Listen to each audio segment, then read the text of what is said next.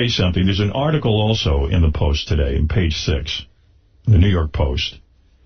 It points out that there's been something going on for the past couple of months. Les Moonves and Joel Hollander have decided to sue me. They're preparing a lawsuit against me. I actually met with them a few days ago. I'm not going to comment on that now. I might comment on it later. Really? What are they suing you for? They're suing me because I talked about Sirius Satellite Radio on their airwaves. What they're forgetting is that they gave me permission to do it. Yeah, they allowed it. There's no way I could ever get on the radio and do that without them hitting 17 delay buttons if I was doing something against them. Les Moonves not only came in our last day and said he bought Sirius Satellite Radio and listens to it, wishes me well, threw a couple of $100,000 party for me when I left. Right. Joel congratulated you. I didn't mention Sirius, they did. Them now. Clarabelle? Well, I had a meeting with them where I said, listen, guys, I don't know what you're doing. And now I understand why they're doing it. Les Moonves and Joel Hollander are they're in a big mess. I'm going to talk about it more later. I'm not going to do it now. I was flummoxed. I was like, well, you know, Mel even went to see Les. And Mel said to him, well, why'd you let him on the air doing that stuff? Why didn't you tell him? You could have fired him at any time. Or you could have hit the delay button. And he goes, I let him talk about it, and I knew I could sue him later.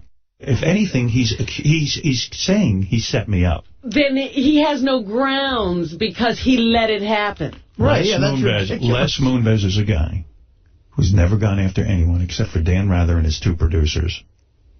And Dan Rather and his 2 producers were the guys that he blamed for that whole, you know... Yeah, he let them... Those 2 producers did not deserve to be fired.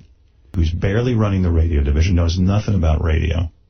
And in order to cover up what you just read, the fact that he put no attention on the radio division, that radio division, and here's my prediction, is going to flounder, and it's going to expose Les and Joel for the 2 that they are. They are going to be the laughing stock. This lawsuit is to distract you from what is going on in the radio division.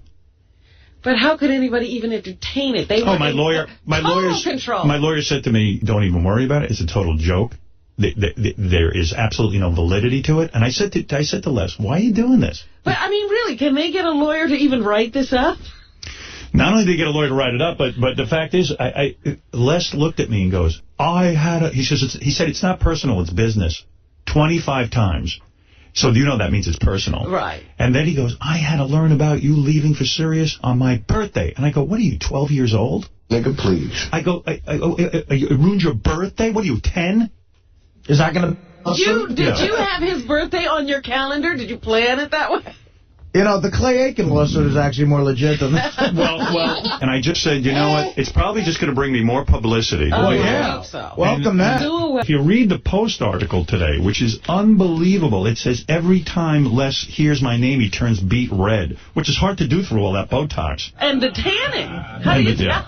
I mean, it's absolutely laughable. I told you, I went to the meeting and I actually got teary and they thought that was like a sign of weakness, like I must be scared of their dumb lawsuit. It was just so sad to me. I said, you know, I took this company and I worked for 20 years. I gave him 14 months notice. I checked with Joel. I said, is it okay if I talk about Sirius if you don't want me to? He says, I don't want you to mention it by name, so I called it Right.